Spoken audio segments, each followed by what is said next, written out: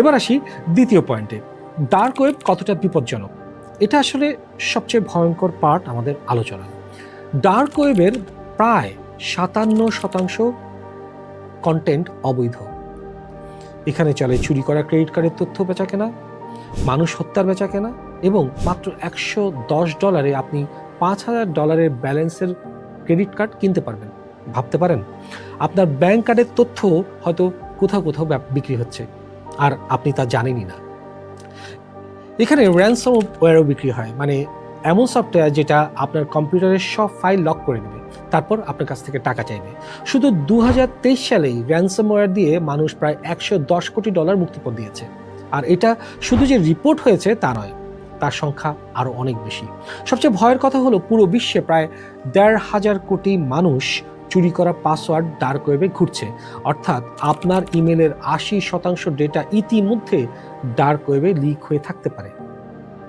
Identity theft মানে পরিচয় চুরি, এটাও ডার্ক ওয়েবের একটা সবচেয়ে বড় ক্রাইম। 65%-রও বেশি অপরাধ ঘটে এটাকে নিয়ে। আর বাংলাদেশের কথা যদি বলি, আমরা অনলাইনে কত জায়গায় একই পাসওয়ার্ড ব্যবহার করি, যেমন বিকাশ, নগদ, ফেসবুক, জিমেইল, সব জায়গায় একই পাসওয়ার্ড। এটা মানে আপনি নিজে থেকেই ক্রিমিনালদের দরজা খুলে দিচ্ছেন।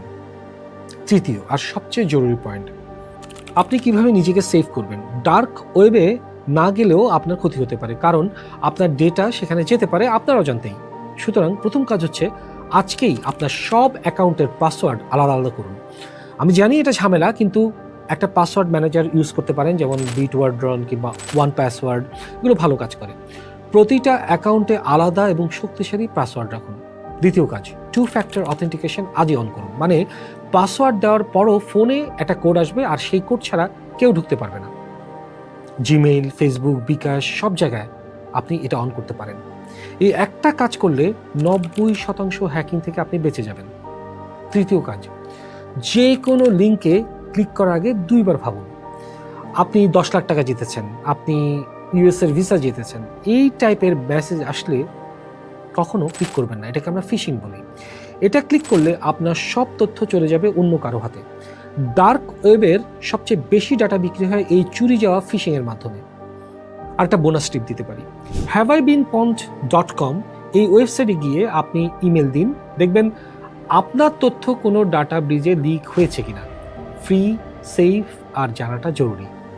এখন অনেকে বলবেন, ভাই আমার তো কিছু নেই, আমাকে হ্যাক করে কি হবে। এটা আসলে সবচেয়ে বড় ভুল চিন্তা। আপনার ফেসবুক অ্যাকাউন্ট দিয়ে কেউ আপনার বন্ধু বান্ধব, পরিবারের কাছে টাকা চাইতে পারে, যেটা আমাদের বাংলাদেশে হর হামেশাই হয়। আপনার বিকাশ হ্যাক হলে মাসের বেতন চলে যেতে পারে অন্য কারো কাছে। আপনার ছবি, চ্যাট, এগুলো দিয়ে হ্যাক করে ব্ল্যাকমেল করছে হর হামেশাই। আর এছাড়া আপনার ছবি দিয়ে যে কেউ এআই এ আপনাকে ব্ল্যাকমেল করতে পারে। ডার্ক ওয়েব আপনার কাছে আসে না, কিন্তু আপনার ডেটা ডার্ক ওয়েবে চলে যায়। তাই জানাটা জরুরি, সাবধান থাকাটা আরও বেশি জরুরি।